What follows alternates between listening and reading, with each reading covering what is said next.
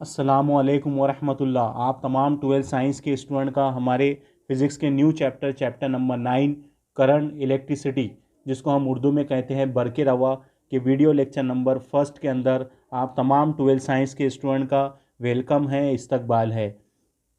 इससे पहले जो हमारा चैप्टर नंबर 8 हुआ वो इलेक्ट्रोस्टैटिक था, यानी वहाँ पर हमने जब चार्जेस के बारे में मुताल्ला किया, लेकिन वहाँ पर चार्जेस जो थे हमारे वो रेस्ट में थे।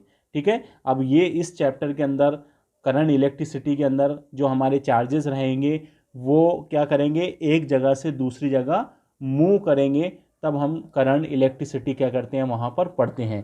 ठीक है, तो जो हमारा पहला चैप्टर था जिसको हम इलेक्ट्रोस्टैटिक कहते हैं, तो हमने उसकी डिफिनेशन में आपको बताया था कि इलेक्ट्रोस्टैटिक में जो चार्ज हमारे रुके हुए होते हैं, जो रेस्ट में होते हैं और हम उनकी स्टडी करते हैं, तब वो कहलाता है इलेक्ट्रोस्टैटिक। लेकिन अब हमारा चैप्टर का नाम आप देख रहे हैं करंट इलेक्ट्रिसिटी, यानी इसके अंदर जो हमारे चार्जेस रहेंगे वो क्या करेंगे, फ्लो करेंगे। उनका क्या होगा, वो उनके अंदर क्या होगा, हमको हरकत दिखाई देंगी। वो एक जगह से दूसरी जगह क्या करेंगे, सफ़र करेंगे। तब हम जो हमारे पास में कंसेप्ट आता है, चार्जेस जब फ्लो होते हैं तो हम उसको करंट इलेक्ट्रिसिटी के अंदर पढ़ते हैं। अब 11 के अंदर भी हमने पहला चैप्टर इलेक्ट्रोस्टैटिक पढ़े थे, उसमें कुछ बेसिक था। ठीक है, इसी तरह से हमने इलेक्ट्रोस्टैटिक के बाद में जो हमारा 11 का चैप्टर था वो था हमारा electric current due to conductor. तो वहाँ पर हमने क्या किए थे, एक कंडक्टर के अंदर से किस तरह से इलेक्ट्रिक करंट का फ्लो होता है, इसको हमने यहाँ वहाँ पर डीप में हमने क्या किए थे, 11 के अंदर इसका मुताल्ला किए थे। तो जो हमने 11 के अंदर पढ़े थे, जो बातें, जो बेसिक कंसेप्ट हमारा 11 के अंदर हुआ था, वही कंसेप्ट यहाँ पर आज हमारे को क्या होने वाला है, उसका फ़ायदा होने वाला है। ठीक है, अगर आपको वो चैप्टर 11 का अगर याद है, उसके अंदर की जो डिफिनेशन है या जो उसकी कंसेप्ट है, कंडक्टर के अंदर किस तरह से करंट का फ्लो होता है, तो अगर आपको ये बातें अगर याद है तो आपको ये चैप्टर बहुत इजीली क्या होगा, समझ में आ जाएगा। यहाँ पर इस चैप्टर में हम ज़्यादातर तजुर्बात देखने वाले हैं। ठीक है, वहाँ पर जो 11 के अंदर हमने electric current due to conductor पढ़े थे, वहाँ पर बहुत एक्सप्लेन किए थे हमने उसके अंदर, कंडक्टर के अंदर किस तरह से फ्लो होता है। मुझे इतने टॉपिक भी उसके याद नहीं है, लेकिन अगर आप नोट्स खोल के देखते हैं 11 की, तो आपको समझ में आएगा कि वहाँ पर जो हमने स्टडी की थी electric current due to conductor, तो वहाँ पर बहुत डीप में हमने क्या किया था, मुताल्ला किया था। लेकिन ये चैप्टर 11 के चैप्टर से बहुत ईजी है। आ रही बात आपको समझ में? ये जो चैप्टर है हमारा, ये बहुत ईजी चैप्टर है। इसके अंदर हम किरचॉफ के लॉ पढ़ने वाले हैं। ठीक है, और उसके बाद में वेट स्टोन नेटवर्क है, बहुत ईजी प्रैक्टिकल जो है हमारे 12 की, वही प्रैक्टिकल क्या है इसके अंदर मैक्सिमम दिए हुए हैं। इस चैप्टर के अंदर की जो तजुर्बात है, वही तजुर्बात आपके 12 के एग्ज़ाम, 12 का जो प्रैक्टिकल होता है उसके अंदर, इसके अंदर से 2 से 3 प्रैक्टिकल आपके इसी चैप्टर से लिए गए हैं। तो ये इस चैप्टर के अंदर हम क्या देखने वाले हैं, तजुर्बात देखने वाले हैं, और वो तजुर्बात डिपेंड करेंगे इलेक्ट्रिक करंट पर, मज़ाहमतों पर, ठीक है, पोटेंशियल पर। ठीक है, तो हम धीरे धीरे इसके अंदर इसको एक्सप्लेन करेंगे। तो हम यहाँ से हमारा चैप्टर स्टार्ट करते हैं, करंट इलेक्ट्रिसिटी। अगर आपने 11 के अंदर अगर electric current due to conductor पढ़ा है, तो ये चैप्टर आपके लिए बहुत इजी हो जाएगा। ठीक है, तो हम स्टार्ट करते हैं। यहाँ पर आपकी टेक्स्ट बुक जो है उसमें भी यही बताया गया है कि आपने क्लास 11 के अंदर मौसिल से जुड़ी हुई मुतवाज़ी शक्ल में, मुतवाज़ी तरतीब में जुड़ी हुई मज़ाहमतें, यानी मुसलसल जोड़ में, और पैरेलल, जिसको हम सीरीज़ का कॉम्बिनेशन कहते हैं, मज़ाहमतों का मुतवाज़ी जोड़ कहते हैं, मज़ाहमतों का मुसलसल जोड़ कहते हैं, उसके बारे में आपने 11 के अंदर पढ़ा है, उसका आपने मुताल्ला किया है कि किसी मौसिल में अगर मज़ाहमतें, 2 से ज़्यादा मज़ाहमतें अगर मुसलसल जोड़ में हो या मुतवाज़ी जोड़ में हो, तो उनके लिए जो हमने फार्मूले निकाले थे उसकी हमने वहाँ पर स्टडी की थी। लेकिन इस चैप्टर के अंदर हमारे पास में जो सर्किट रहने वाले हैं वो कॉम्प्लेक्स सर्किट रहेंगे, जिसके अंदर एक से ज़्यादा लूप हमको देखने को मिलेंगे। वहाँ पर हमने 11 के अंदर जो इलेक्ट्रिकल सर्किट देखे थे उनके अंदर सिर्फ सिंगल लूप थे। ठीक है, लेकिन इस चैप्टर के अंदर हम कॉम्प्लेक्स सर्किट देखने वाले हैं, क्रिटिकल सर्किट देखने वाले हैं, जिसके अंदर बहुत सारी मज़ाहमतें होंगी, बरकी खाने जोड़े हुए होंगे, मुसलसल जोड़ में मज़ाहमतें होंगी, मुतवाज़ी जोड़ में एक साथ मज़ाहमतें होंगी। तो उस कॉम्प्लेक्स सर्किट की किस तरह से हम स्टडी कर सकते हैं, किस तरह से हम उसको समझ सकते हैं, हल कर सकते हैं। तो इस कॉम्प्लेक्स सर्किट को समझने के लिए हमारे पास में 2 कवानीन हमारे पास में है, जो कि दोनों भी जो कवानीन हैं वो किरचॉफ के हैं। ठीक है, एक साइंटिस्ट का नाम है किरचॉफ। किरचॉफ के दो लॉ अगर हम यूज़ करते हैं, किरचॉफ करंट लॉ और किरचॉफ वोल्टेज लॉ, तो हम किसी भी कॉम्प्लेक्स सर्किट को क्या कर सकते हैं, उसकी हम स्टडी कर सकते हैं। तो यहाँ पर जैसे हमने पिछले चैप्टर के अंदर गॉस लॉ पढ़ा था, तो इसी तरह से इस चैप्टर के अंदर हमारा पहला है किरचॉफ लॉ। हमको यहाँ पर किरचॉफ लॉ देखना है, ठीक है। किरचॉफ के दो कानून हैं, Kirchhoff current law, Kirchhoff voltage law. अभी हमारा पहला दूसरा क्वेश्चन उस पर ही रहने वाला है, ठीक है। तो हम यहाँ पर कॉम्प्लेक्स सर्किट को हल करने के लिए क्या करेंगे, किरचॉफ लॉ की स्टडी करेंगे। तो ऐसा आपको यहाँ पर थोड़ा सा इंट्रोडक्शन में अगर आप पढ़ भी लेते हैं तो आपको ये समझ में आ जाएगा। अब कुछ इंपॉर्टेंट है, यानी किरचॉफ के लॉ को अगर आपको समझना है तो आपको इस जो बातें मैं आपको बता रहा हूँ यहाँ पर, इसको आपको समझना ज़रूरी है। तो देखिए यहाँ पर सबसे पहले आपके पास में टॉपिक आ रहा है कन्वेंशनल करंट। आपको हमने जब 11 के अंदर कन्वेंशनल करंट पढ़ाया, हमने एक आपको बताया था एक इलेक्ट्रिक करंट होता है और एक कन्वेंशनल करंट होता है। कन्वेंशनल करंट में हम देखते हैं कि चार्ज का जो डायरेक्शन होता है, यानी कन्वेंशनल करंट में हम क्या लेते हैं, पॉजिटिव चार्ज का डायरेक्शन लेते हैं, ठीक है। तो हम यहाँ पर देखिए आपको डायग्राम में बताया जा रहा है कि हमने कंडक्टर लिया, हम आपको याद ही होगा कन्वेंशनल करंट किसे कहते हैं, जिसमें हम पॉजिटिव चार्ज का डायरेक्शन लेते हैं, ठीक है। जो इलेक्ट्रिक चार्ज की क्या होता है, मुखालिफ होता है, वही हमारा सर्किट के अंदर क्या होता है, कन्वेंशनल करंट होता है। तो यहाँ पर आप देख रहे ये कंडक्टर लिया गया, ठीक है। अब कंडक्टर में आपको पता है जो मॉसिल होता है उसके अंदर फ्री इलेक्ट्रॉन होते हैं, ठीक है। फ्री इलेक्ट्रॉन होते हैं और वो क्या करते हैं, रैंडमली क्या करते हैं, ये मॉसिल के अंदर हरकत करते हैं, ठीक है। कभी वैलेंस शेल में आते हैं, कभी वैलेंस ऑर्बिट में आते हैं, कभी फिर वो आज़ाद होते हैं, कोई आता है फिर, यानी उनका प्रोसीजर शुरू रहता है।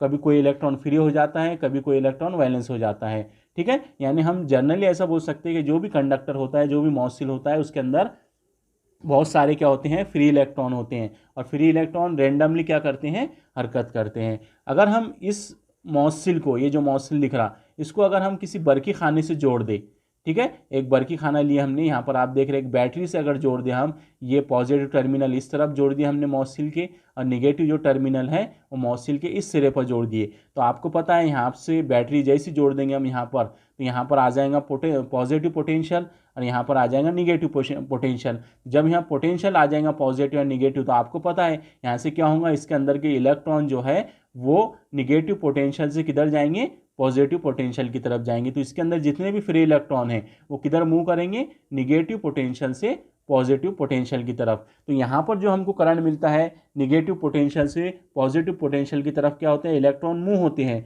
तो ये जो करंट यहाँ से फ्लो होता है, ये इलेक्ट्रॉन की वजह से, या इलेक्ट्रॉन की वजह से जो करंट फ्लो होता है उसको हम इलेक्ट्रिक करंट कहते हैं, ठीक है। लेकिन हमको यहाँ पर कौन सा करंट देखना है, कन्वेंशनल करंट। तो जो इलेक्ट्रिक करंट रहेगा उसका डायरेक्शन कुछ इस तरह से रहेगा, क्योंकि इधर निगेटिव पोटेंशियल है और इधर पॉजिटिव पोटेंशियल है। तो जो इलेक्ट्रिक करंट रहेगा उसका डायरेक्शन इस तरफ रहेगा, ठीक है, निगेटिव से पॉजिटिव। लेकिन जो कन्वेंशनल करंट होता है वो इलेक्ट्रिक करंट के, यानी फ्लो ऑफ इलेक्ट्रॉन की क्या होता है, मुखालिफ होता है। तो आप ऐसा कंसिडर कीजिए कि इस कंडक्टर के अंदर हम इमेजिनरी तौर पर क्या करते हैं, पॉजिटिव चार्ज कंसिडर करते हैं।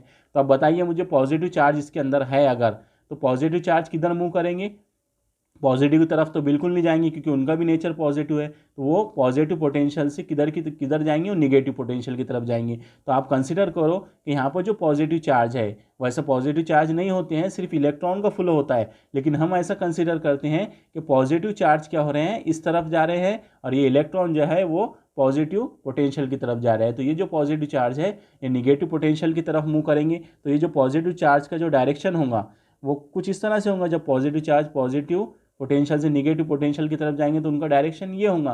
तो यहाँ पर इस डायग्राम के अंदर अगर मैं आपको पूछूं कन्वेंशनल करंट का डायरेक्शन किधर है, तो आप क्या बताएंगे, कन्वेंशनल करंट का डायरेक्शन जो है वो हमेशा किधर से किधर रहेगा, पॉजिटिव पोटेंशियल से निगेटिव पोटेंशियल की तरफ रहेगा। इतना आपको याद रखना है। यहाँ पर वही लिख कर दिया गया आपको कि जो कन्वेंशनल करंट होता है उसका जो बहाव होता है या उसका जो डायरेक्शन होता है वो हमेशा फ्लो ऑफ इलेक्ट्रॉन की क्या होता है, मुखालिफ होता है। इलेक्ट्रॉन इधर जा रहे और हमारा कन्वेंशनल करंट का डायरेक्शन उसकी क्या होता है, हमेशा मुखालिफ होता है। इतना आपको याद रखना है। तो हम कभी भी किसी भी सर्किट के अंदर हम कन्वेंशनल करंट को ही क्या करते हैं, बताते हैं डायरेक्शन के लिए, या उसको कंसिडर भी जब हम करते हैं, उसको डिफाइन भी जब करते हैं हम करंट को, तो हम कौन सा करंट लेते हैं, हमेशा कन्वेंशनल करंट लेते हैं। कन्वेंशनल करंट पॉजिटिव पोटेंशियल से निगेटिव पोटेंशियल की तरफ क्या होती है, उसकी हमेशा डायरेक्शन होती है। यानी ये फ्री इलेक्ट्रॉन जो मूव होते हैं कंडक्टर के अंदर बर्की खाने को जोड़ने के बाद में, तो वो इलेक्ट्रॉन के फ्लो के हमेशा मुखालिफ सिमत में किसकी सिमत होती है, कन्वेंशनल करंट की सिमत होती है। अब जो कन्वेंशनल करंट होता है उसको हम डिफाइन कर सकते हैं। आपने 9, 10 के अंदर आपने करंट की बहुत बार डिफिनेशन पढ़े हैं कि फी सेकंड के अंदर किसी मॉसिल के क्रॉस सेक्शनल एरिया के अंदर से, अब हम इतना बड़ा एरिया नहीं कंसिडर कर सकते, एक छोटा सा हम क्या करते हैं, टाइम इंटरवल लेते हैं। ठीक है, हम यहाँ पर आपको बताते हैं कि ये मॉसिल है हमारा। ठीक है, इस तरह से मॉसिल है। ठीक है, तो यहाँ पर हम क्या करते हैं, क्रॉस सेक्शनल एरिया क्या करते हैं, कंसिडर करते हैं। हमने आपको 11 में पढ़ाया था ये। ठीक है, एक क्रॉस सेक्शनल एरिया कंसिडर करते हैं, छोटा सा एरिया, और हम ये कंसिडर करते हैं कि इस छोटे से एरिया के अंदर से डेल्टा टी टाइम के अंदर, अब यहाँ पर डेल्टा टी टाइम क्या है, टी टेंस टू 0, यानी बहुत छोटा टाइम इंटरवल है। यानी बहुत छोटे टाइम इंटरवल के अंदर से इस क्रॉस सेक्शनल एरिया के अंदर से जितने चार्ज फ्लो करेंगे, यहाँ चार्ज को बताया गया डेल्टा क्यू, तो इस क्रॉस सेक्शनल एरिया के अंदर से जितने चार्ज मूव करेंगे इस टाइम इंटरवल के अंदर, वही क्या कहलाता है, हमारा इलेक्ट्रिक करंट कहलाता है। यानी फी सेकंड के अंदर या बहुत छोटे टाइम इंटरवल के अंदर जो करंट का चार्जेस का फ्लो होता है एक किसी छोटे से क्रॉस सेक्शनल एरिया के अंदर से, तो वो क्या कहलाता है, हमारा इलेक्ट्रिक करंट कहलाता है। ये सारी बेसिक बातें हैं, अभी हमारा चैप्टर शुरू ही नहीं हुआ करंट इलेक्ट्रिसिटी, लेकिन ये चीज़ों को पढ़ना ज़रूरी है। इस पर से हम क्या कर सकते हैं, आगे की जो प्रॉब्लम है हमारे वो उसको हम सॉल्व कर सकते हैं। तो करंट की डिफिनेशन यहाँ पर क्या बनेगी फिर, कि एक छोटे से टाइम इंटरवल में हम क्या करते हैं, देखते हैं कि किसी क्रॉस सेक्शनल एरिया के अंदर से कितने चार्जेस का फ्लो हो रहा है, वो कहलाता है हमारा इलेक्ट्रिक करंट। ठीक है, तो इसको हम ऐसा लिख सकते हैं, limit delta Q upon delta T को हम लिख सकते हैं D Q upon D T. आपको पता है यहाँ डेरिवेटिव लग गया, तो यहाँ बहुत छोटा टाइम इंटरवल है और बहुत छोटे टाइम इंटरवल के अंदर से क्या हो रहे हैं, बहुत कम जो भी बर्की बार वहाँ से क्या हो रहे हैं, गुजर रहे हैं। ठीक है, तो इन दोनों का तनासुब बर्की बार और टाइम का तनासुब क्या कहलाता है, इलेक्ट्रिक करंट कहलाता है। ऐसा निज़ाम में इलेक्ट्रिक करंट की इकाई एम्पियर होती है। ठीक है, एम्पियर इज इक्वल टू क्या होता है, चार्ज की इकाई कोलम, टाइम की इकाई सेकंड, यानी कोलम पर सेकंड इज इक्वल टू क्या होता है, एम्पियर होता है। ठीक है, एम्पियर एक साइंटिस्ट का नाम है, इसलिए हम करंट इलेक्ट्रिसिटी को एम्पियर से क्या करते हैं, उसको एम्पियर का नाम हम क्या करते हैं, उसकी यूनिट को देते हैं। ठीक है, और एम्पियर इज इक्वल टू क्या हो सकता है, कोलम पर सेकंड। और इसके जो डायमेंशन होते हैं देखिए आप, L0, M0, T0, और ए जो है करंट के लिए ए इस्तेमाल किया जाता है डायमेंशन में। अब यहाँ करंट है हमारे पास में, एम्पियर है, तो यहाँ पर एम्पियर की वैल्यू क्या आ जाएंगी, 1। ठीक है, तो इस तरह से, तो ये होगा इसका डायमेंशन। अब आते हैं हम आगे, अब यहाँ पर है इलेक्ट्रोमोटिव फोर्स। ठीक है, जिसको उर्दू में कहा जाता है कुव्वते महरकाए बर्क। ठीक है, क्या कहा जाता है, कुव्वते महरकाए बर्क, और इंग्लिश में इसको कहा जाता है इलेक्ट्रोमोटिव फोर्स। ठीक है, इलेक्ट्रोमोटिव फोर्स। तो आप देख रहे हैं यहाँ पर फोर्स का नाम आ रहा है, लेकिन ये फोर्स नहीं होती है, एक नाम दिया गया है इसको। ठीक है, आप इसको शॉर्ट फॉर्म में ईएमएफ बोल सकते, किसी बर्की खाने का हम सुनते हैं ईएमएफ, और ईएमएफ का जो लॉन्ग फॉर्म होता है वो क्या होता है, इलेक्ट्रोमोटिव फोर्स। ठीक है, तो जो कुव्वत महरका बर्क होता है, तो ये दरअसल कुव्वत नहीं होती है। ठीक है, इतना आपको याद रखना है, ये तवानाई होती है। नाम इसका भले ईएमएफ है, इलेक्ट्रोमोटिव फोर्स। इलेक्ट्रो यानी चार्ज है ना, इलेक्ट्रो यानी इलेक्ट्रॉन। ठीक है, चार्ज कौन से यहाँ पर, इलेक्ट्रॉन। मोटिव यानी मूव करना, इलेक्ट्रॉन का मूव होना, इलेक्ट्रॉन का हरकत करना।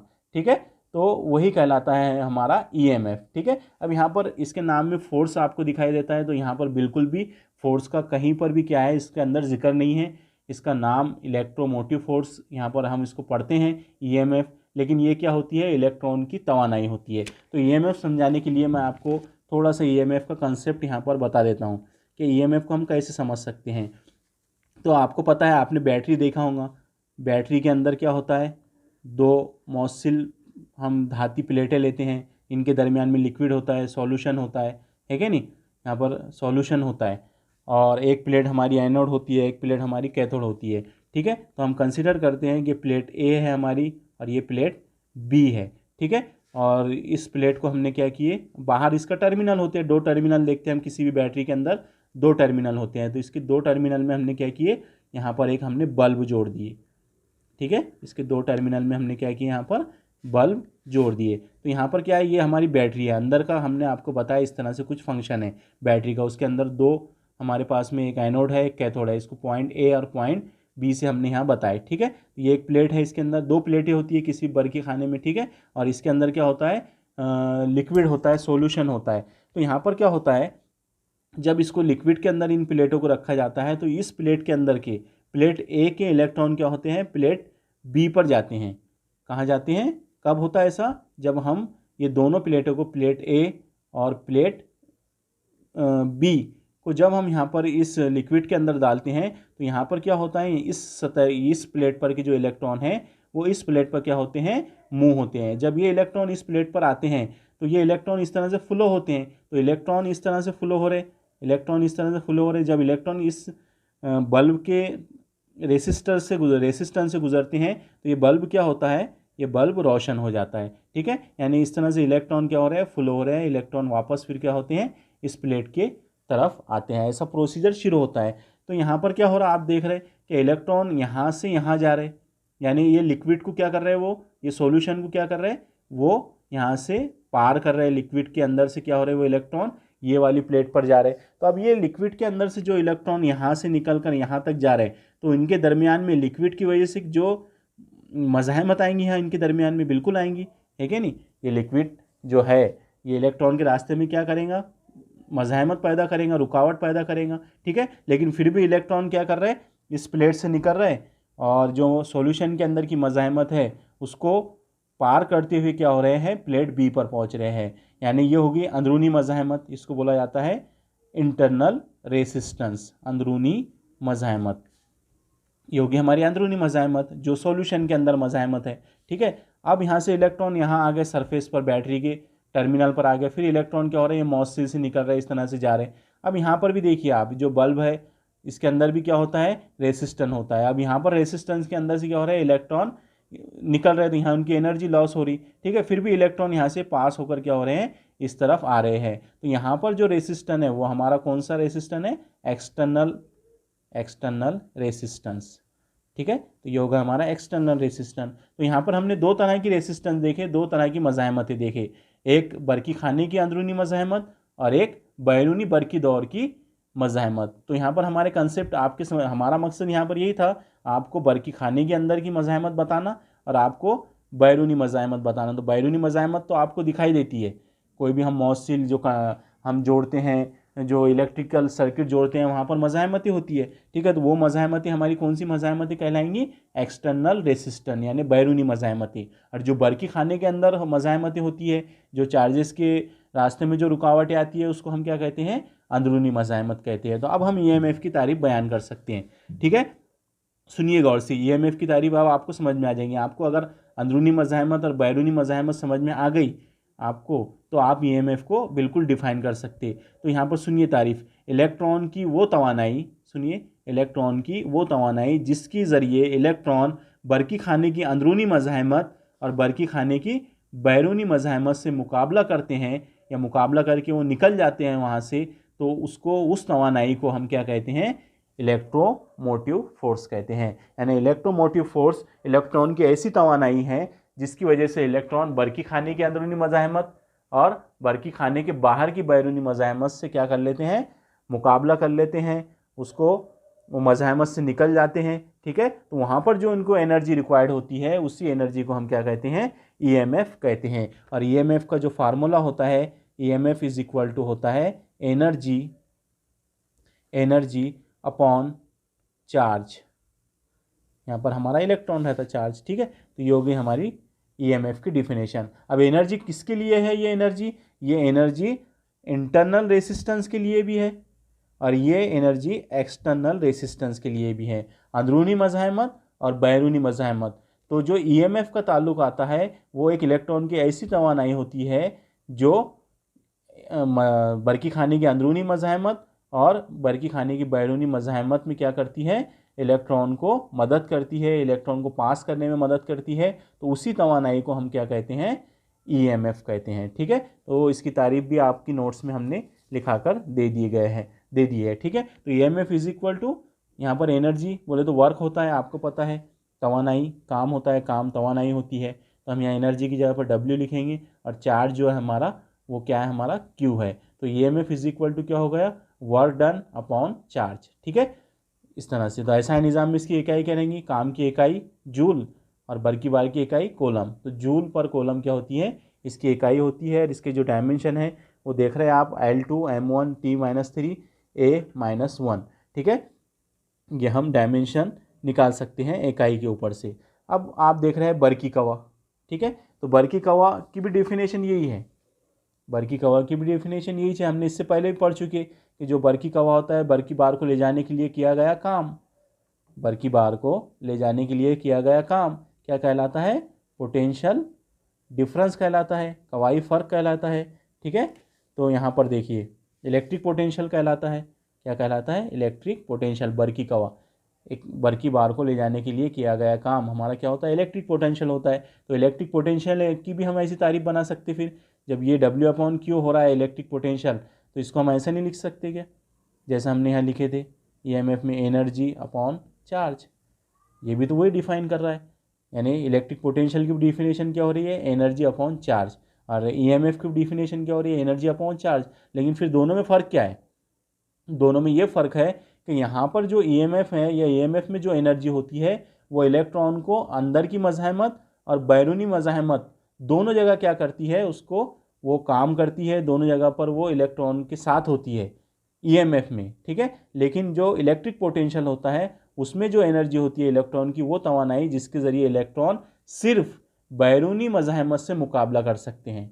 इलेक्ट्रॉन की वो तवानाई, हम तारीफ बयान कर रहे हैं इसकी सिंपल, इलेक्ट्रॉन की वो तवानाई जिससे इलेक्ट्रॉन बैरूनी मदार में मौजूद मज़ाहमत यानी एक्सटर्नल मज़ाहमत से मुकाबला करते हैं, तो उस एनर्जी को हम क्या कहते हैं, इलेक्ट्रिक पोटेंशियल कहते हैं। और EMF में इलेक्ट्रॉन की वो तवानाई जिसके ज़रिए इलेक्ट्रॉन बरकी खाने की अंदरूनी मज़ाहमत और बरकी खाने की बैरूनी मज़ाहमत दोनों से मुकाबला कर सकते हैं, तो उस तवानाई को हम कहते हैं EMF। ठीक है, तो EMF और इलेक्ट्रिक पोटेंशियल दोनों की तारीफ़ें जो है आपको सेम दिख रही है। ठीक है, लेकिन आपको ये फ़र्क याद रखना है कि इसके अंदर जो तवानाई यूज़ होती है इलेक्ट्रॉन की, वो अंदरूनी मज़ाहमत और बैरूनी मज़ाहमत के लिए होती है, और इसमें जो तवानाई होती है इलेक्ट्रिक पोटेंशियल में, वो सिर्फ बैरूनी मज़ाहमत के लिए होती है। दोनों का आप देखिए फार्मूला वही है, आप देख रहे हैं एनर्जी अपॉन चार्ज W/Q। ठीक है, इधर ऐसा निज़ाम में उसकी भी इकाई वही होती है जूल पर कोलम, और ये बात भी उसी के वही होते हैं। तो ये दोनों की तारीफ़ एक जैसी है, इलेक्ट्रिक पोटेंशियल की और EMF की, लेकिन दोनों में फ़र्क है। ठीक है, वो आपको समझ में आ गया होगा। ठीक है, अब अगला हमारा आपको नोट याद रखना है, ये नोट देखिए, आम बरकी खाने हैं, अगर इंटरनल मज़ाहमत है, बाहर भी मज़ाहमत है, तो हमेशा जो EMF रहेगा, जो EMF रहेगा वो हमेशा इलेक्ट्रिक पोटेंशियल से क्या रहेगा, ज़्यादा रहेगा। ठीक है, क्योंकि EMF क्या करता है, ये तवानाई हमेशा ज़्यादा रहेंगी, क्योंकि ये अंदर की मज़ाहमत से भी क्या हो रहे हैं, अंदर की भी मज़ाहमत से मुकाबला करती है ये तवानाई, और बाहर की मज़ाहमत से भी मुकाबला करती है। और ये वाली जो तवानाई होती है सिर्फ बाहर की मज़ाहमत से मुकाबला करती है। तो आपको तो समझ में आ रहा होगा कि इसके पास में एनर्जी ज़्यादा है, इसलिए हम लिख सकते हैं कि EMF is greater than electric potential. ठीक है, लेकिन अगर हमारे पास में मिसाली बरकी खाना हो, आइडल सेल हो, अब आइडल सेल किसे कहेंगे हम, कि एक ऐसा बरकी खाना जिसके अंदर अंदरूनी मज़ाहमत ज़ीरो होती है। यानी अब इसको हम यहाँ पर इसको ही आप क्या समझिए, आइडियल सेल समझिए। ठीक है, एक मिसाली बरकी खाना है, तो इसके अंदर आपको अंदरूनी मज़ाहमत नहीं मिलेंगी, किसी भी तरह की इसके अंदर अंदरूनी मज़ाहमत नहीं रहेंगी। यानी इसके अंदर अंदरूनी मज़ाहमत जो हमारा मिसाली बरकी खाना होता है उसके अंदर अंदरूनी मज़ाहमत क्या होती है, सिफर होती है। तो ऐसे बरकी खाने को हम क्या कहते हैं, आइडियल सेल कहते हैं। आइडियल सेल के लिए क्या हो सकता है, EMF is equal to electric potential, क्योंकि अब इसकी भी जो तवानाई है वो बैरूनी मज़ाहमत के लिए रहेंगी, और ये तवानाई तो हमेशा बैरूनी मज़ाहमत के लिए रहती, तब हम कह सकते हैं कि EMF is equal to electric potential. ठीक है, लेकिन अगर आम बरकी खाने हैं तो उसमें हमेशा EMF ज़्यादा रहेगा, किससे, इलेक्ट्रिक पोटेंशियल से। तो ये था अभी तक जो हमने आपको बयान किए, हमारे 24 मिनट का वीडियो बन गया। तो ये सिर्फ इंट्रोडक्शन का था। ठीक है, अब हमारा यहाँ पर आप देख रहे हैं पहला क्वेश्चन आ रहा है, जो कि आपके सिलेबस में यहाँ पर बोर्ड के एग्ज़ाम में आपको यहाँ से पूछेगा। आप यहाँ से उसको स्टार्ट कीजिए, लेकिन उसको सिर्फ सरासरी आप समझ लीजिए, क्योंकि उसका ही कंसेप्ट आगे हमको इस्तेमाल करना है। तो देखिए यहाँ पर पहला क्वेश्चन है हमारा, दर्जे झैल की तारीफ़ें बयान कीजिए। तो सबसे पहले यहाँ पर दिख रहा है इलेक्ट्रिक सर्किट, दूसरा है हमारा जंक्शन, तीसरा है लूप और चौथा है ब्रांच। ठीक है, तो यहाँ पर हम क्या करेंगे, एक हमने यहाँ पर इलेक्ट्रिकल सर्किट यूज़ किए, एक इलेक्ट्रिकल सर्किट हमने यहाँ पर बनाए, जैसा कि आप देख रहे हैं, जिसके अंदर हमने क्या किए, 5 मज़ाहमतें जोड़ी हुई है। ठीक है, ये पहली मज़ाहमत, ये दूसरी मज़ाहमत, ये तीसरी मज़ाहमत, ये चौथी मज़ाहमत और ये 5वीं मज़ाहमत। और मज़ाहमतें हैं तो हमने क्या किया होंगे, इनको जोड़ना है हमको, तो हम कैसे जोड़ेंगे इसको, मौसिल तार से। तो हमने ये 5 मज़ाहमतों को क्या किया, मौसिल तार से हमने इनको जोड़ दिया। और इनके दरमियान में हमने 2 बरकी खाने लगाए। एक तरफ इधर देख रहे हैं आप, ये पहला बरकी खाना है और उसका ईएमएफ क्या है यहाँ पर, E1 है। यहाँ पर ये दूसरा बरकी खाना है, इसका ईएमएफ क्या है यहाँ पर, E2 है। ठीक है, और ये बरकी खाने की वजह से जो बरकी रॉ यहाँ से इसके अंदर फ्लो हो रही है वो I1 है, और इस बरकी खाने की वजह से जो यहाँ पर इलेक्ट्रिक फील्ड या इलेक्ट्रिक करंट जो यहाँ से गुजर रहा है वो क्या है, हमारा I2 है। ठीक है, और यहाँ पर देख रहे हैं आप तीसरा जो मज़ाहमत है, ये पॉइंट पर इधर से भी इसमें बरकी रॉ आ रही I2, इधर से भी इसमें बरकी रॉ आ रही I1, इसलिए यहाँ पर एक नई बरकी रॉ बनेगी जो कि क्या है, हमारी I3 है। तो इस तरह से एक सर्किट बनाया गया है यहाँ पर, ये कहलाता है हमारा कॉम्प्लेक्स सर्किट। ठीक है, इसी को कहते हैं कॉम्प्लेक्स सर्किट, और इसकी स्टडी करने के लिए हम पढ़ते हैं किरचॉफ लॉ। ठीक है, तो किरचॉफ लॉ इसी तरह के सर्किट के लिए होता है। ठीक है, जो आगे हमारा क्वेश्चन है, किरचॉफ लॉ हमको बयान करना है। तो यहाँ पर एक जनरल ये डिफिनेशन जो है, 4 डिफिनेशन अगर हम बयान करना चाहते हैं तो हमको इस सर्किट की ज़रूरत पड़ेगी। तो हमने क्या किया यहाँ पर कि 5 मज़ाहमतें लिए और 2 बरकी खाने लिए, और उनको हमने मौसिल तार के ज़रिए इस तरह से इस सर्किट डायग्राम की मदद से, ऐसा जैसे सर्किट डायग्राम में बताया गया है उस तरह से हमने उन सबको आपस में जोड़े हैं। ठीक है, तो अब यहाँ पर सबसे पहले इलेक्ट्रिक सर्किट, तो ये क्या है जो दिख रहा है आपको यहाँ डायग्राम में, ये इलेक्ट्रिक सर्किट ही है। तो इलेक्ट्रिक सर्किट की तारीफ क्या हो जाएंगी, मौसिल तारों को इस्तेमाल करके मुख्तलिफ इलेक्ट्रिकल कंपोनेंट को आपस में जोड़ने पर जो हमको सर्किट या जाल दिखाई देता है उसको हम क्या कहते हैं, इलेक्ट्रिक सर्किट कहते हैं। इलेक्ट्रिक सर्किट ये पूरा है, इसको हम इलेक्ट्रिक सर्किट कहेंगे जो दिख रहा है हमको, जिसमें हमने क्या किए, मुख्तलिफ इलेक्ट्रॉनिक कंपोनेंट, इलेक्ट्रिकल कंपोनेंट हमने यूज़ किया। अब इलेक्ट्रिक कंपोनेंट ऐसे ये नहीं है दोनों मज़ाहमत और बरकी खानी, ये भी है। यहाँ पर इंडिकेटर होते हैं, रेसिस्टेंस होते हैं, कैपेसिटर होते हैं। ठीक है, तो अगर हम उनको जोड़ते हैं तो वो क्या कहलाता है, हमारा बरकी दौर। यहाँ पर ये भी एक बरकी दौर है जिसके अंदर हमने 2 बरकी खाने और 5 मज़ाहमत वो कैसे जोड़े, मौसिल तार से जोड़े, तो वो कहलाता है हमारा इलेक्ट्रिक सर्किट। तो इसकी डिफिनेशन यहाँ पर लिखा कर दी गई है कि मौसिल तारों को इस्तेमाल करके मुख्तलिफ इलेक्ट्रिकल कंपोनेंट को आपस में जोड़ने पर जो सर्किट या जो दौर तैयार होता है उसे इलेक्ट्रिकल सर्किट कहते हैं। ठीक है, अब दूसरा यहाँ पर जंक्शन, दूसरी तारीफ क्या बताना है हमको, जंक्शन। ठीक है, तो देखिए यहाँ पर ये डायग्राम के अंदर जंक्शन की तारीफ सुन लीजिए आप। जंक्शन सर्किट के अंदर, किसी भी इलेक्ट्रिक सर्किट के अंदर वो पॉइंट होता है जहाँ पर कम से कम 3 कनेक्शन क्या होते हैं एट ए टाइम, उस पॉइंट पर क्या होने चाहिए, जुड़े होने चाहिए। यानी 3 कनेक्शन वहाँ पर क्या होना चाहिए, उस पॉइंट पर आना चाहिए, जब जाके हम क्या कहते हैं उसको, हम उसको जंक्शन कहते हैं। ठीक है, तो आप बताइए मुझे, शक्ल दिख रही है यहाँ, पॉइंट ए है, ये बी है, ये सी है, ये डी है, ये एफ है और ये जी है। तो इसके अंदर जंक्शन कितने होंगे, तो यहाँ पर हम अगर ए को देखें तो इसमें 2 ही कनेक्शन है। यहाँ पर एक बरकी खाना जुड़ा हुआ है, इधर से मज़ाहमत जुड़ी हुई है, तो इसको हम जंक्शन नहीं बोल सकते, क्योंकि जंक्शन में कितने कंपोनेंट जुड़ना चाहिए, कितने कनेक्शन होना चाहिए उसमें, कम से कम उस पॉइंट पर 3 होना चाहिए। यहाँ तो 2 ही है। अब पॉइंट सी को देखिए, यहाँ पर भी 2 हो रहे हैं, एक इधर से और एक इधर से, तो इसको भी हम जंक्शन नहीं बोल सकते। तो जंक्शन यहाँ पर आप देख रहे होंगे सफ़ा सफ़ा आपको साफ दिख रहा है, पॉइंट बी और पॉइंट एफ यहाँ पर जंक्शन है ये सर्किट में।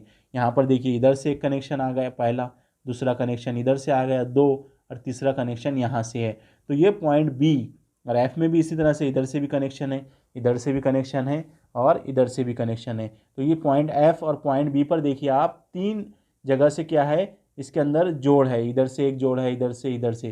तो जब किसी पॉइंट पर या इलेक्ट्रिकल सर्किट में वो नुक्ता जहाँ कम से कम 3 कनेक्शन जोड़े गए हो, 3 कनेक्शन जहाँ जोड़े गए हो, उसे हम क्या कहते हैं, जंक्शन कहते हैं। आ रही आपको तारीफ समझ में आ गई इसकी। इलेक्ट्रिक सर्किट में वो नुक्ता जहाँ कम से कम 3 कनेक्शन, पहला दूसरा तीसरा, जहाँ पर कम से कम 3 कनेक्शन जोड़े गए हो, उसे हम क्या कहते हैं, जंक्शन कहते हैं। तो ये होगी दूसरी डेफिनेशन। ठीक है, इसी डायग्राम पर से हम इसको बयान कर रहे हैं। ठीक है, ऐसा ज़रूरी नहीं है कि इसकी डिफिनेशन बयान करने के लिए आप भी डायग्राम बनाएंगे। ठीक है, अगर आप नोट्स में लिख रहे हैं तो आप बिल्कुल बनाइए, लेकिन एग्ज़ाम के अंदर आप याद करके भी डायरेक्ट इसकी डेफिनेशन आप लिख सकते हैं। अब लूप, ठीक है, लूप किसे कहते हैं हम, इसकी लूप की तारीफ देखिए। तो लूप क्या होता है, जिसके अंदर इलेक्ट्रिक करंट यहाँ से फ्लो हो रहा है ये बरकी खाने से, और इलेक्ट्रिक करंट घूमकर इस तरह से अगर इसी बरकी खाने पर आ जाता है तो ये क्या कहलाता है, लूप कहलाता है। तो यहाँ पर इस सर्किट के अंदर देखिए, यहाँ से अगर बरकी रॉ निकलती है तो यहाँ से इस तरह से बरकी रॉ जाएंगी और इस तरह से बरकी रॉ यहाँ पर आ जाएंगी। तो ये पहला लूप बन गया हमारा, ए बी एफ जी ए, है ना, यहाँ आ गए हम ए पर वापस। तो ये बन गया हमारा पहला लूप।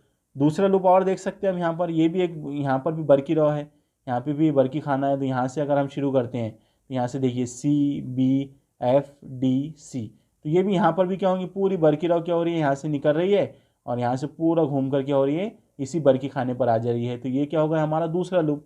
और तीसरा लूप, बड़ा लूप ये बनेगा हमारा, ये पूरा इतना बड़ा, A B C D F G, क्योंकि कौन जुड़े हुए हैं दोनों लूप। तो यहाँ पर जो तीसरा लूप बनेगा वो हमारा कौन सा रहेगा, A B C D F G A.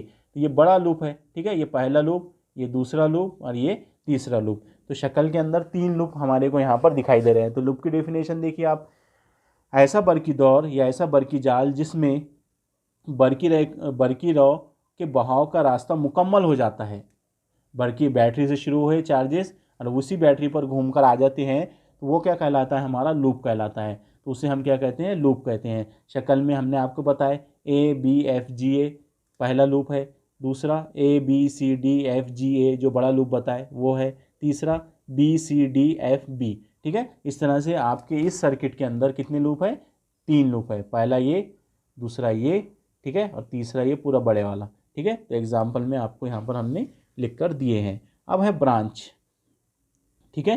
तो अब चौथी डिफिनेशन आपको यहाँ पर पूछी गई है, ब्रांच। तो ब्रांच क्या होता है, तो देखिए इसकी डिफिनेशन हम आपको पढ़ के बताए थे पहले। दो मुख्तलिफ जंक्शन नुकात के दरमियान जो बरकी रास्ता पाया जाता है, यानी दो जंक्शन के दरमियान का जो रास्ता होता है उसे हम क्या कहते हैं, ब्रांच कहते हैं। दो जंक्शन के दरमियान का। मैं यहाँ पर आपको अगर पूछूं बताइए ब्रांच कितने हैं यहाँ पर, तो इसकी डेफिनेशन आपने अभी सीख लिए कि दो जंक्शन, यहाँ पर हमारा पहला जंक्शन है बी और दूसरा जंक्शन है हमारा यहाँ पर एफ।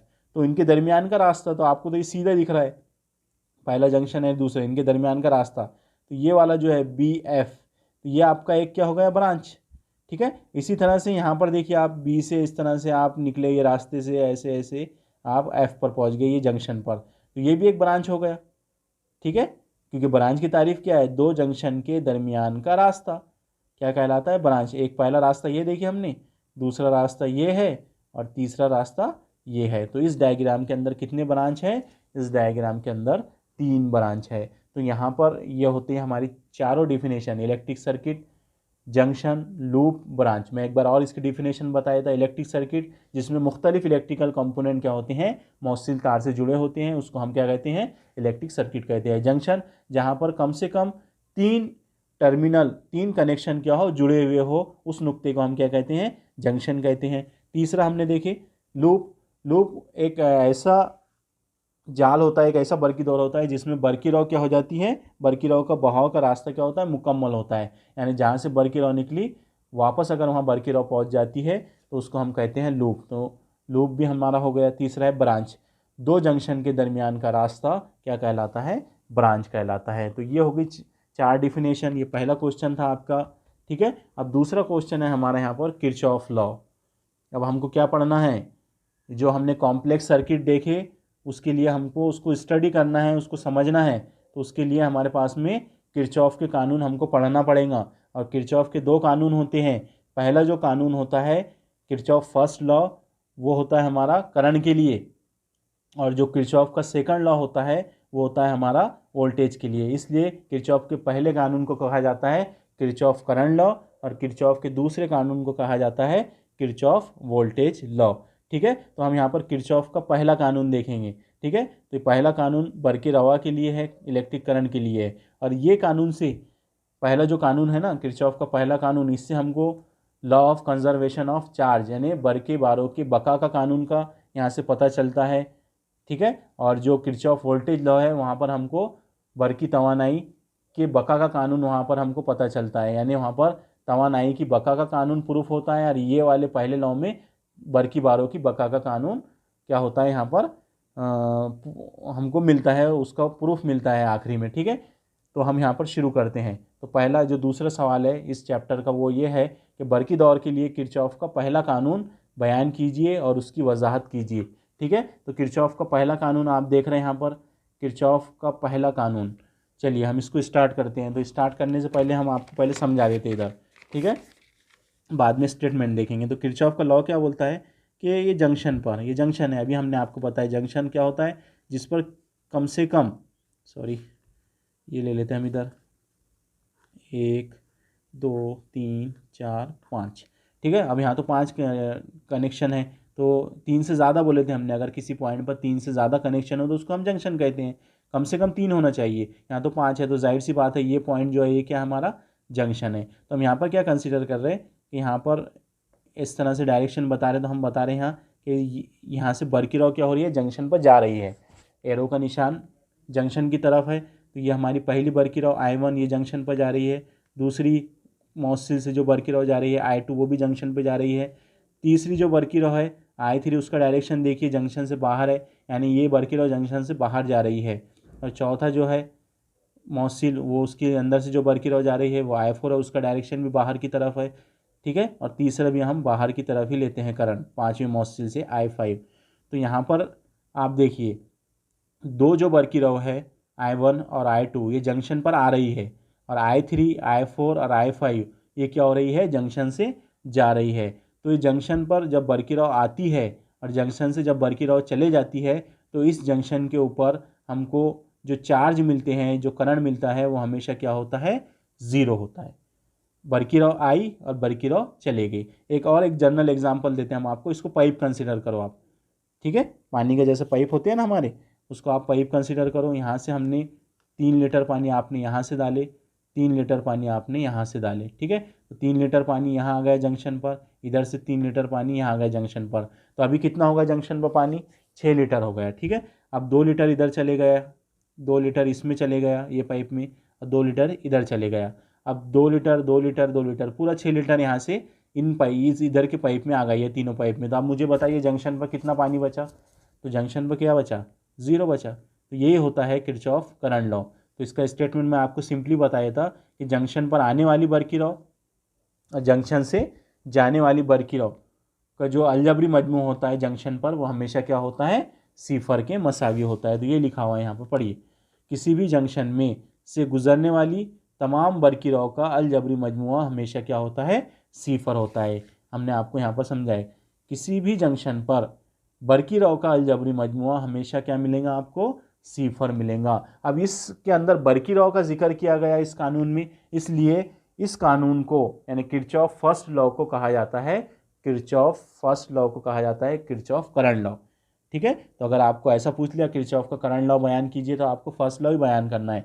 एक सिंपल डिफिनेशन है, जंक्शन पर बरकी रॉ का अलजबरी मजमुआ हमेशा सिफर होता है। अब अलजबरी मजमुआ यहाँ पर कितने भी करंट होंगे अगर, तो उसको हम समेशन ऑफ आई से क्या कर सकते हैं, बता सकते हैं।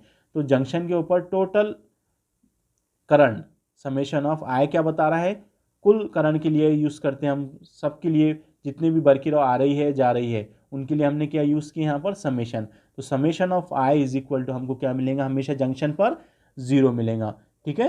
तो ये जो उर्दू में स्टेटमेंट लिखी हुई है ये यहाँ पर मैथमेटिकल लिखी हुई है कि किसी भी जंक्शन से गुजरने वाली बरकी रॉ, तमाम बरकी रॉ का अलजबरी मजमुआ हमेशा क्या होता है, सिफर होता है, ठीक है। यानी जंक्शन पर कुछ ही नहीं बचता है, ठीक है।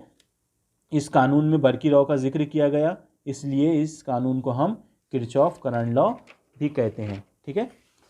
अब आगे इसकी वजाहत भी करना है, सिर्फ तारीफ कानून नहीं बयान करना है, इसकी वजाहत भी करना है। तो यहाँ पर पहले साइन कन्वेंशन देख लेंगे हम कि अगर हमको किरचॉफ करंट लॉ को समझना है तो 2 कन्वेंशन है यहाँ पर, मैं इसमें बता देता आपको। तो यहाँ पर जो बरकी रॉ आती है, जो बरकी रॉ जंक्शन पर आती है उसको हमेशा पॉजिटिव में लिखा जाएगा, यानी पॉजिटिव I1 पॉजिटिव I2, ठीक है। और जो जंक्शन से बरकी रॉ जाती है यानी I3 I4 I5 उनको हमेशा माइनस में लिखा जाएगा, I4 I5 और 3 माइनस, ठीक है, बस यही लिखे हुए हैं यहाँ 2 पॉइंट। ये देखिए मैं पढ़ के सुनाता आपको। वो तमाम बरकिरौ जो जंक्शन की तरफ आती है उन्हें मुस्बत अलामत यानी पॉजिटिव साइन दी जाती है। जैसे हमने आपको बताया यहाँ पर I1 I2 जंक्शन पर आ रही है बरकिरौ, इसलिए हम I1 को पॉजिटिव बताएंगे और I2 को भी हम पॉजिटिव बताएंगे। और वो तमाम बरकिरौ जो जंक्शन से दूर जाती है यानी जंक्शन से जाने वाली बरकिरौ, उनके लिए हम क्या करते हैं, मनफी अलामत निगेटिव साइन क्या करते हैं, उनको हम देते हैं। तो यहाँ हमने इनको निगेटिव साइन दिए जाने वाले बरकिरौ को जंक्शन से, और आने वाली को हमने पॉजिटिव क्या दिए, साइन दिए, ठीक है। तो ये 2 साइन कन्वेंशन है, ये आपको याद रखना है। अब इसकी वजाहत करेंगे। तो देखिए जो शक्ल मैंने आपको अभी बताया यहाँ पर, ठीक है, तो वही शक्ल यहाँ बनी हुई है, ठीक है। तो इसकी हमको वजाहत करना है। तो हमने क्या किया, यहाँ पर जंक्शन के ऊपर I1 और I2 ये बरकिरौ आ रही है मौसिल के ज़रिए, और I3 I4 और I5 ये जंक्शन से क्या हो रही है, बरकिरौ जा रही है। और जंक्शन पर क्या मिलता है हमको, हमेशा किरचॉफ लॉ हमको क्या बताता है कि जंक्शन पर बरकिरौ का अलजबरी मजमुआ क्या होता है, सिफर होता है। तो ये शक्ल के बारे में लिखा हुआ है। फ़र्ज़ कीजिए कि एक जंक्शन पर 5 मुख्तलिफ तारों को जोड़ा गया है, जोड़ दिए 5 तारों को, जिनमें से 5 मुख्तलिफ बरकिरौ जा रही I1 I2 आ रही I1 I2 और जा रही I3 I4 और I5। तो हम उसको जर्नली क्या बोल सकते हैं, 5 मुख्तलिफ बरकिरौ का गुजर हो रहा है, I1 I2 I3 I4 I5, ठीक है, किरचॉफ के पहले कानून के मुताबिक। अब किरचॉफ के पहले कानून के मुताबिक बोले तो ये लिखा हुआ है Kirchhoff first law. Kirchhoff first law क्या होता है, summation of I is equal to 0। अब चलो आई को हम देखेंगे यहाँ कौन से आई है समेशन में, 5 आई आ जाएंगे यहाँ पर, I1 I2 I3, इनकी सबकी हमको जमा करना पड़ेगा। तो सबसे पहले लेंगे हम I1, तो ये पॉजिटिव रहेगा क्योंकि जंक्शन पर आ रहा है, प्लस, ठीक है, दूसरी बरकिरौ जो जंक्शन पर आ रही है हमारी क्या है, प्लस I2, ठीक है, फिर प्लस तीसरी बरकिरौ जो जंक्शन से जा रही है उसके लिए क्या यूज़ करेंगे, माइनस I3, प्लस, ये समेशन में हमेशा सबके दरमियान क्या आएगा, प्लस ही आएगा, लेकिन इसका साइन जो जा रही बरकिरौ उसके लिए हमको माइनस लिखना पड़ेगा, और जो आ रही उसके लिए प्लस लिखना पड़ेगा। ये माइनस प्लस बाद में क्या हो जाएंगे, माइनस, ठीक है। चौथी बरकिरौ क्या है हमारी, I4, ये भी जंक्शन से जा रही इसलिए इसको माइनस लिखेंगे, प्लस I5, ये भी जंक्शन से बाहर जा रही तो इसके लिए भी माइनस, ठीक है। इज इक्वल टू क्या रहेगा किरचॉफ लॉ में, इज इक्वल टू क्या, ये टोटल समेशन ऑफ आई की वैल्यू आ गई हमारे पास में। ये डायग्राम के मुताबिक हमारे पास में 5 बरकिरौ है, तो हमने इनको लिख लिए साइन कन्वेंशन के मुताबिक। जो बरकिरौ जंक्शन पर आ रही उसको पॉजिटिव लिखे, ठीक है, और जो जंक्शन से जा रही उसको हमने निगेटिव लिखे, और इज इक्वल टू इधर क्या रहेगा, 0, क्योंकि जंक्शन पर बरकिरौ का अलजबरी मजमुआ क्या होता है, 0। तो अब इसको अगर हम लिखते हैं तो कुछ इस तरह से लिखेंगे हम, I1 plus I2 plus minus minus, I3 plus minus minus, I4 plus minus minus, I5 is equal to 0। बिल्कुल लिख सकते हैं हम ऐसा।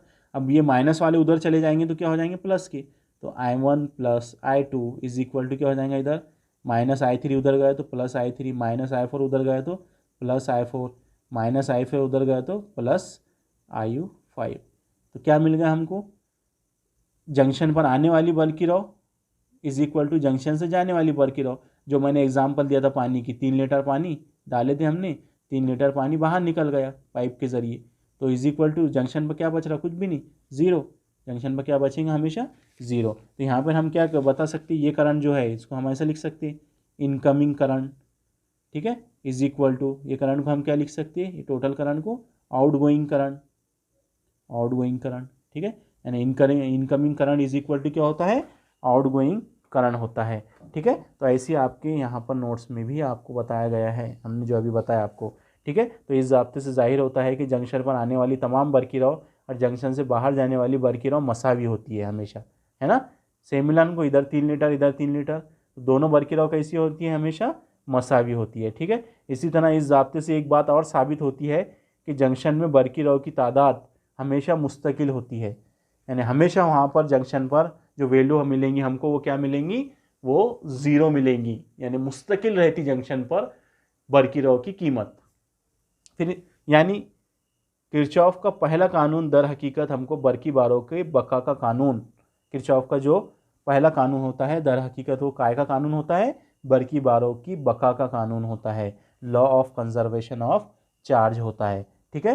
तो ये हो गया हमारा किरचॉफ फर्स्ट लॉ। तो मैंने आपको बताया था कि किरचॉफ फर्स्ट लॉ के अंदर हमको law of conservation of charge देखने को मिलता है, ठीक है, ना ही चार्ज इधर, चार्ज का वहाँ पर कुछ नुकसान ही नहीं होता है, ठीक है। जितने चार्ज आ रहे जंक्शन पर उतने चार्ज जंक्शन से क्या होते हैं, चले जाते हैं। तो यहाँ पर यह होता है हमारा Kirchhoff current law, Kirchhoff first law. अब हमारे पास में किरचॉफ सेकंड लॉ, ठीक है। जैसे उधर हमने करंट लॉ पढ़े थे, अब इधर हम वोल्टेज लॉ पढ़ेंगे। अब हम करंट की बात नहीं करेंगे, अब इस लॉ के अंदर हम बर्की कवा की बात करेंगे। बर्की कवा की बात करेंगे तो कौन सा लॉ बन जाएगा हमारा, ये बन जाएगा हमारा किरचॉफ वोल्टेज लॉ। तो इस सवाल देखिए, सेम सवाल है जैसे पहले पढ़े, दूसरा जो सवाल था, लेकिन यहाँ पर दूसरा कानून है। बर्की दौर के लिए किरचॉफ का दूसरा कानून बयान कीजिए और इसकी वजाहत कीजिए। तो अब मैं आपको इसका थोड़ा सा कंक्लूजन बता देता हूँ कि किरचॉफ का जो सेकंड लॉ होता है उसमें वोल्टेज का जिक्र आता है, इसलिए इसको दूसरे कानून को किरचॉफ वोल्टेज लॉ भी कहते हैं। इस कानून के अंदर जिस तरह पहले कानून में बर्की बारो की बका के कानून की तस्दीक होती है, बर्की बारो के बका का कानून हमको देखने को मिलता है, इसी तरह जो सेकंड लॉ है किरचॉफ का, इसके अंदर हमको तवानाई की बका का कानून देखने को मिलता है क्या नहीं। तो यह है इसका खुलासा, ठीक है। तो आप देखिए यहाँ पर किरचॉफ का सेकंड लॉ क्या कहता है हमको, ठीक है। तो किरचॉफ का जो सेकंड लॉ है वो हमको ये कहता है, जो हमने डायग्राम में अभी देखे, यहाँ पर आप देख रहे हैं ये इक्वेशन पर से आपको यहाँ हम समझाते हैं कि किरचॉफ सेकंड लॉ क्या कहता है। तो किसी भी बर्की दौर के अंदर, अब बर्की खाने उधर हमने जो पहला सर्किट बताए थे वहाँ पर हमने 2 बर्की खाने जोड़े थे, तो 2 बर्की खानों का मजमूई तौर पर हम कैसे लिख सकते हैं उनको, उनके ईएमएफ को, उसको हम इस तरह से लिख सकते हैं, दोनों बर्की खानों का ईएमएफ मजमूई तौर पर क्या लिखेंगे, उसको हम समेशन प्लस। अब बर्की दौर में भी क्या है, मज़ाहमतें लगी हुई है, इस तरह से मज़ाहमत थी, है ना, मज़ाहमत थी R1 और इसके अंदर से बर्की रह जा रही थी हमारी I, ठीक है। तो हमने ओहम्स लॉ पढ़े 11 के अंदर, तो ओहम्स लॉ क्या होता है, V is equal to I R, V is equal to I R. तो यहाँ पर भी देखिए करंट और ये मज़ाहमत, इन दोनों का हासिल ज़रब, करंट और मज़ाहमत रेसिस्टेंस का हासिल ज़रब क्या होता है, कवा होता है। तो यहाँ पर जितनी भी मज़ाहमतें जुड़ी हुई होंगी और उसके अंदर से जो बर्की रह जाएंगी, तो वहाँ पर उन टोटल का क्या लेंगे, हम कवा लेंगे, यानी टोटल कवा क्या हो सकता है उनका, summation of V। Summation of V बोले तो हमारा क्या है, IR।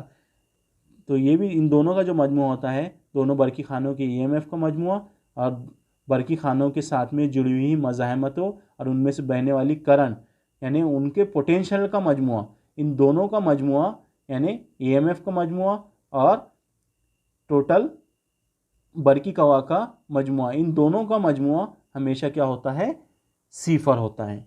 आ रही बात समझ में, इस पर से हम उर्दू में बयान करेंगे, ठीक है। तो इस इक्वेशन को हम ओहम्स के कानून के मुताबिक इस तरह लिख सकते कि टोटल EMF प्लस टोटल कवा, कवा इज इक्वल टू क्या रहेगा हमारा बैरूनी दौर में I क्रॉस R, क्योंकि ओहम्स लॉ क्या बोलता है हमको, V इज इक्वल टू क्या होता है, IR। तो हम V की जगह क्या लिख सकते हैं, I cross R is equal to 0।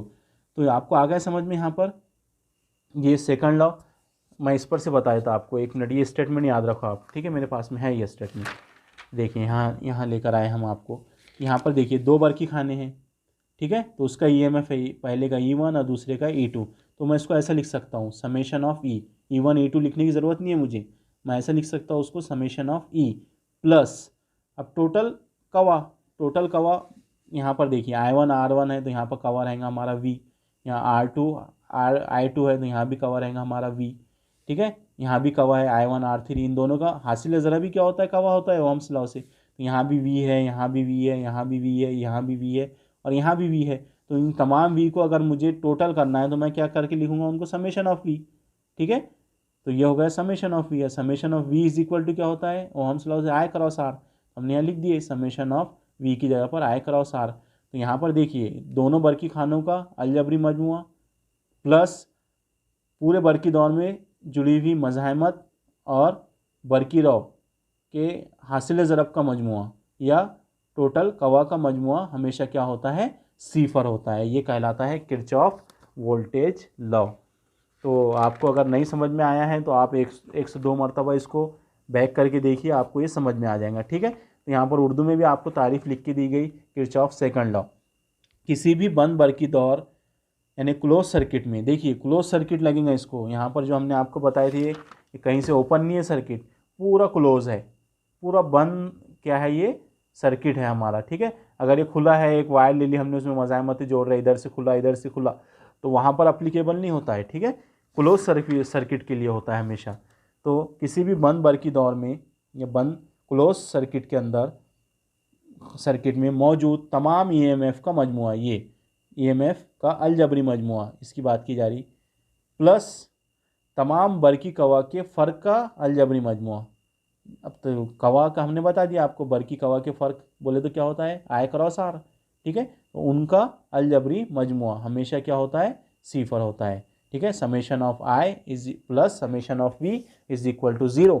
इस पर से ही आपको किरचॉफ वोल्टेज लॉ याद करना है, summation of E plus summation of V is equal to 0, ठीक है। ऐसा आप इसको उर्दू में ऐसा फिर बोलेंगे आपने इसको इस पर से कि किसी भी बंद बरकी दौर में क्लोज सर्किट में दोनों बरकी खानों के ईएमएफ का मजमुआ प्लस उस बरकी दौर में बरकी कवाई फ़र्क का अलजबरी मजमुआ हमेशा क्या होता है, सिफर के मसावी होता है। इस इक्वेशन को हम ऐसा भी लिख सकते हैं ओम्स लॉ से, v इज इक्वल टू क्या होता है, आई क्रॉस आर, ठीक है। तो ये हो गया हमारा किरचॉफ वोल्टेज लॉ या सेकंड लॉ का उसका स्टेटमेंट, ठीक है। तो यहाँ पर अब वोल्टेज की बात की जा रही है, ईएमएफ भी वोल्टेज तवानाई से जब भी हमने तारीफ बयान की है, ईएमएफ भी क्या होता है, एनर्जी अपॉन चार्ज, और ये भी कवा भी क्या होता है, एनर्जी अपॉन चार्ज। तो यहाँ पर क्या हो रहा है, दोनों भी कवा ले रहे हैं हम, यहाँ भी कवा है यहाँ भी कवा है, ठीक है। तो यहाँ पर बरकी कवा की बात की जा रही है सेकंड लॉ में, इसलिए इस कानून को किरचॉफ वोल्टेज लॉ भी कहा जाता है, ठीक है। ये बात ईएमएफ की अगर आपको तारीफ मालूम है और आपको बरकी कवा की तारीफ मालूम है, दोनों की तारीफ सेम थी। इसके अंदर इलेक्ट्रॉन को वो तवानाई होती है इलेक्ट्रॉन की जो अंदरूनी और बैरूनी मज़ाहमत से इलेक्ट्रॉन मुकाबला करते हैं, उसको ईएमएफ कहते हैं। और ये जो तवानाई होती है ये सिर्फ बैरूनी बरकी दौर के लिए होती है। बैरूनी दौर की मज़ाहमत से अगर इलेक्ट्रॉन मुकाबला करते हैं तो इलेक्ट्रॉन की वो तवानाई को हम क्या कहते हैं, बरकी कवा कहते हैं। तो हमने आपको जब सर्किट बताया तो वहाँ पर हमने बैरूनी मज़ाहमत का जिक्र किया, यहाँ आर का, ठीक है। लेकिन यहाँ पर जो मज़ाहमत रहेंगी यहाँ पर बैरूनी भी आएंगी और इसके अंदर अंदरूनी मज़ाहमत भी रहेंगी। तो इतना आप कन्फ्यूज़ मत होइए, बस आप इतना याद रखिए summation of I plus summation of V is equal to 0 होता है, ठीक है। उधर पहले लॉ में summation of I is equal to 0। तो किरचॉफ का लॉ वोल्टेज का जिक्र किया जाता है इसके अंदर पूरे लॉ में, इसलिए इस कानून को हम किरचॉफ वोल्टेज लॉ भी कहते हैं। अब जैसे हमने वहाँ पर साइन कन्वेंशन देखे थे, तो इसी तरह से यहाँ पर भी हम साइन कन्वेंशन देखेंगे, ठीक है। तो देखिए पहला साइन कन्वेंशन क्या है, ये वोल्टेज लॉ के लिए हो रहा है, ठीक है। करंट लॉ के अंदर हमने देखे थे कि भाई जो जंक्शन पर बरकी लॉ आती है तो उसको पॉजिटिव साइन दिया जाता है, और जो बरकी लॉ जंक्शन से जाती है तो उसको निगेटिव साइन दिया जाता है। लेकिन यहाँ पर पहला पॉइंट देखिए, पढ़ के सुनाते हैं आपको। जब बरकी कवा की सिमत कन्वेंशनल करंट के सिमत में हो, यानी बरकी कवा, यानी यहाँ मैं बताता आपको, देखिए ये बरकी खाना है, ठीक है, और ये कन्वेंशन, यहाँ पर हमने एक मज़ाहमत ली, तो क्या होगा, जो हमारा कन्वेंशनल करंट रहेगा उसका डायरेक्शन कुछ इस तरह से रहेगा, एक क्लोज सर लूप समझिए आप इसको, अभी जनरल समझा रहे हैं आपको बस, ठीक है। यहाँ से बरकी हो जाएंगी I1 और यहाँ मज़ाहमत रहेंगी R1, ठीक है, और इसका EMF है E, ठीक है। यहाँ पर क्या बताया जा रहा है, देखिए अब सुनिए, जिस बरकी कवा की सिमत, ठीक है, कन्वेंशनल करंट की सिमत में हो, यानी कन्वेंशनल करंट की भी यही सिमत है और बरकी कवा की भी अगर वही सिमत हो, तब उस बरकी कवा को मनफी की अलामत दी जाती है। देखिए क्या बोला जा रहा है, तब उस कवा को, यानी ये कवा को, यहाँ जो कवा मिलेगा V इज इक्वल टू क्या होता है, आई क्रॉस आर। तो यहाँ पर कन्वेंशनल करंट का भी डायरेक्शन, कन्वेंशनल करंट का डायरेक्शन भी वही है, और ये जो बैरूनी कवा है हमारा पोटेंशियल है उसका भी डायरेक्शन वही है। तो ये जो बैरूनी कवा है इसको हमको हमेशा काय में लेना पड़ेगा, निगेटिव में लेना पड़ेगा, यानी जो इसकी आई क्रॉस आर की जो वैल्यू है वो हमेशा काय में रहेंगी, निगेटिव में रहेंगी। आ रही बात समझ में कि अगर बरकी कवा और कन्वेंशनल करंट का डायरेक्शन सेम हो, तब जो बरकी कवा रहेगा उसका जो साइन रहेगा वो हमेशा क्या रहेगा, निगेटिव रहेगा। क्लियर, ठीक है। अब इसका उल्टा जो रहेगा वो पॉइंट सेकंड में रहेगा, ये कन्वेंशनल करंट, और अभी हम पढ़ेंगे उसको, ठीक है। पहले हम इसको एक्सप्लेन कर लेते हैं।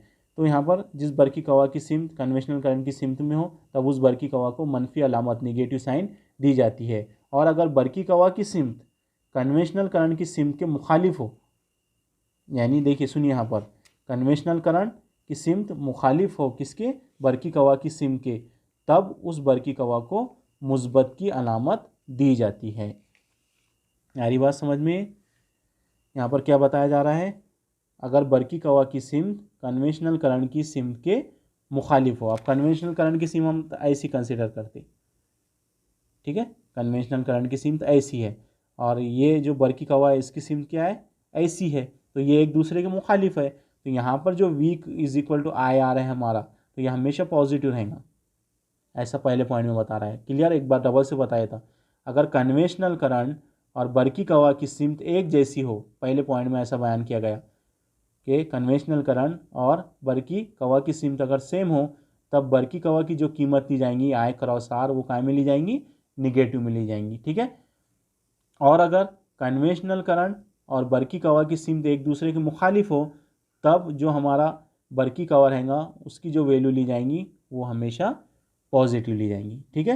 यानी कन्वेंशनल करंट और बरकी कवा एक दूसरे के मुखालिफ हो तो जो आई की V की जो वैल्यू ली जाएंगी आई क्रॉस आर की, वो हमेशा पॉजिटिव रहेंगी, ठीक है।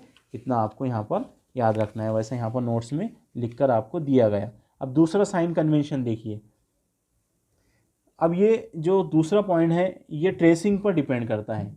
ट्रेसिंग पर मीन्स जो अंदर हम बरकी खाने के अंदर जो हम जो रॉड लेते हैं, जो हम वहाँ पर प्लेटें लेते हैं, प्लेट P1 प्लेट P2, तो उसकी बात कर रहे हैं हम यहाँ पर, ठीक है।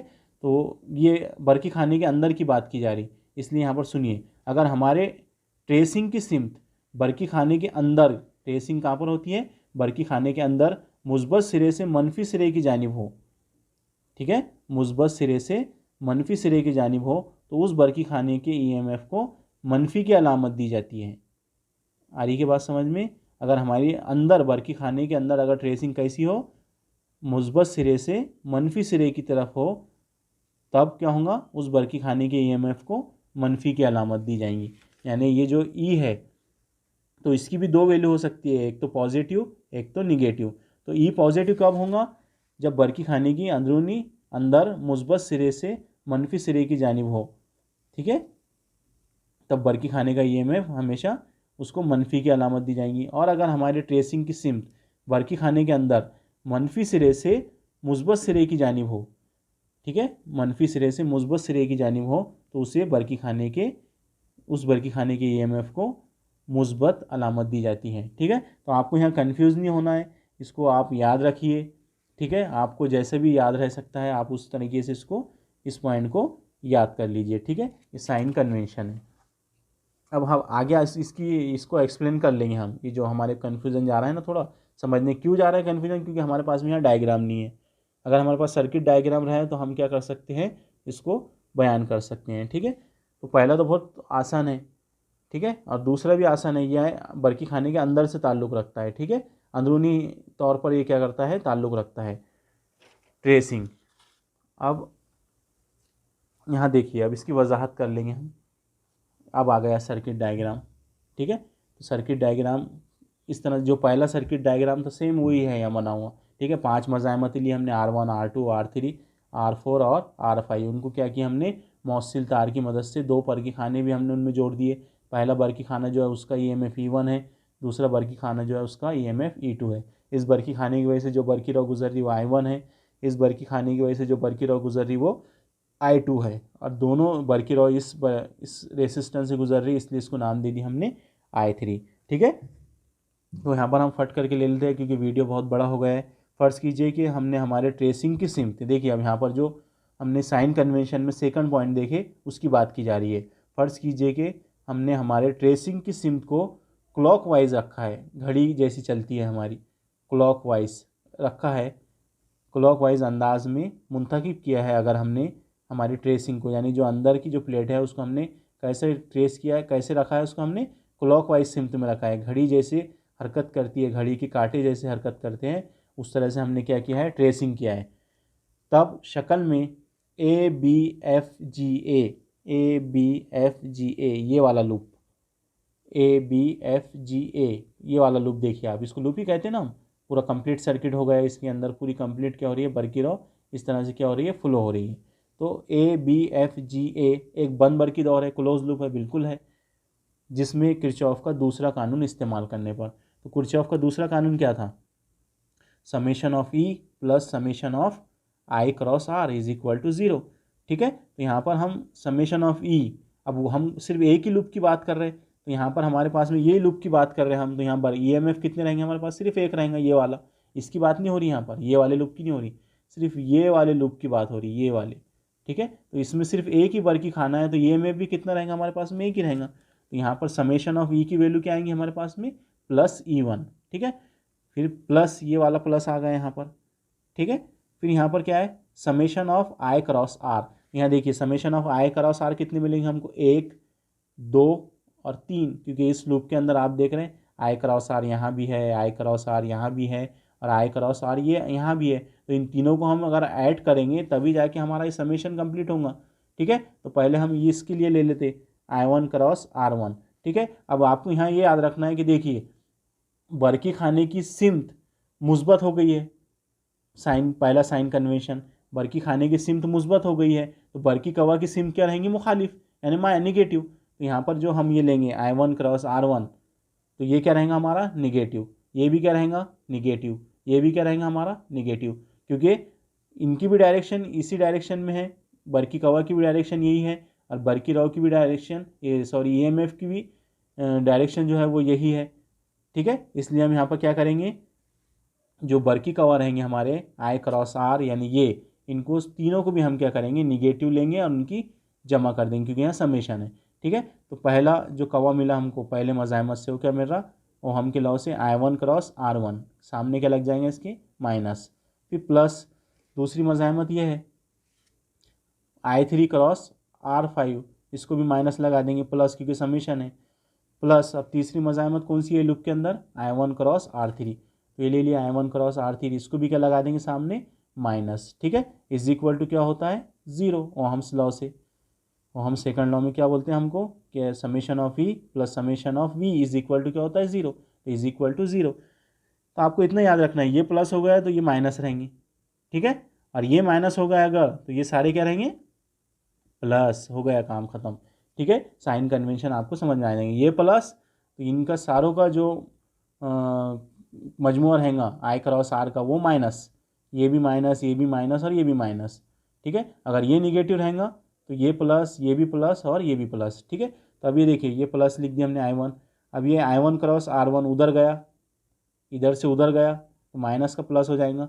ठीक है, फिर प्लस, ये भी उधर गया प्लस माइनस उधर जाके माइनस होगा, उधर जाके प्लस हो जाएगा, प्लस I3 क्रॉस R4, ये भी यहाँ पर प्लस माइनस माइनस उधर जाएगा, तो यहाँ पर क्या हो जाएगा, प्लस I1 क्रॉस R3।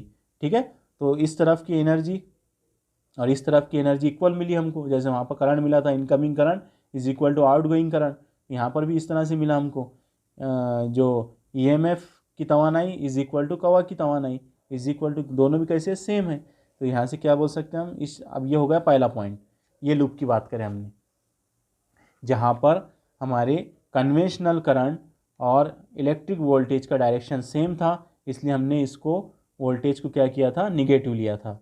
ठीक है, अब यहाँ पर हम क्या कर सकते हैं, हमने ऐसे ट्रेसिंग करे कि यहाँ पर हमारा जो इलेक्ट्रिक करंट है उसका डायरेक्शन ऐसा है। ठीक है, उसका डायरेक्शन कैसा है, इस तरह से है। ठीक है, यहाँ पर देखिए हम बता रहे हैं यहाँ पर शक्ल में, अब ये वाला लूप ले रहे हैं हम, ये लूप को हमने सॉल्व कर लिए। ठीक है, अब ये लूप में देख रहे हैं हम, अब वो लूप का नाम दिया गया है BCDFB, एक बंद बर्की दौर है, क्लोज लूप है, जिस पर किरचॉफ का दूसरा कानून इस्तेमाल करने पर, तो किरचॉफ का लॉ वही लिखा गया है, summation of E is equal to summation of I cross R is equal to 0। Summation of E एक ही बर्की खाना इधर, और उसका कवा क्या है, E2, तो ट्रेसिंग कैसी की हमने, उसको निगेटिव कर दिया हमने, अब ये निगेटिव है, माइनस I2 प्लस, अब ये जो है ये मज़ाहमत, ये R क्रॉस I, यहाँ पर भी I क्रॉस R, यहाँ पर भी I क्रॉस R, अब तीनों मज़ाहमत है, इनको हमको क्या करना पड़ेगा, जमा करना पड़ेगा। लेकिन यहाँ पर जो साइन कन्वेंशन रहेगा, अब ये निगेटिव है तो ये पॉजिटिव, ये भी पॉजिटिव और ये भी पॉजिटिव, यानी इन तीनों को हम जब हासिल ज़रब करेंगे इनका और इनका मजमुआ करेंगे तो तीनों का पॉजिटिव रहेगा। ठीक है, तो देखिए यहाँ पर I2 क्रॉस R2 पॉजिटिव लिखा हुआ है, plus I3 cross R5 positive लिखा हुआ है, I2 क्रॉस R5 पॉजिटिव लिखा हुआ है, तो दोनों समेशन का मजमुआ क्या होता है, सिफर होता है, जैसे ऊपर बताया हमने, सेम है। ठीक है, सिर्फ यहाँ ये माइनस प्लस था तो यहाँ ये क्या होगा, माइनस, इधर ये माइनस थे तो ये क्या होगा, इधर प्लस हो गया, बाकी कुछ भी नहीं हुआ। ठीक है, अब ये I2 उधर चले जाएगा, इधर से उधर जाएगा तो वो क्या हो जाएगा, प्लस, और ये तो ऑलरेडी इधर पहले प्लस ही थे।